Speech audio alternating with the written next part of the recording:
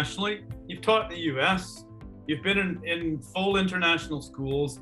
You've done some work in very non-international schools, like high Emirati population schools or high Arab population schools.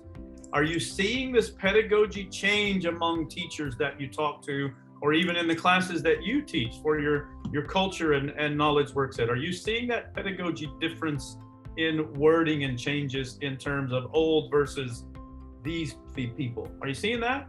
Yes, yes. Oh, yes, yes. And it's interesting, if a teacher isn't kind of have their pulse on what that looks like, if they're not reading, if they're not understanding what this thumb generation looks like, it would be a red flag for me. Teachers need to be aware that even the culture of teaching, the way things are taught is changing. They have to be aware of that. I absolutely see it changing. Yeah.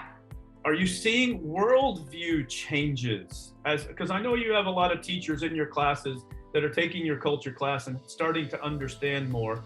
Are you even seeing a little bit of change in worldview because we've become so much of a device-oriented world? Yeah. You know, it's interesting.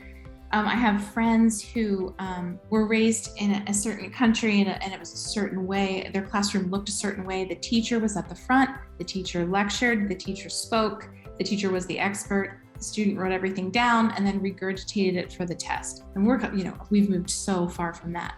But she told me that it wasn't until she got her PhD that someone asked her for the first time, "What do you think?" That they actually cared what she thought. And she is like 26 years old.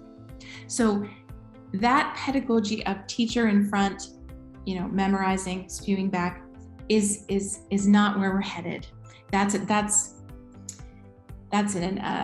culture that, as we continue to move into this thumb generation post-COVID, that will not work for our students. It just won't. And that can be a worldview issue, Yeah. And yeah.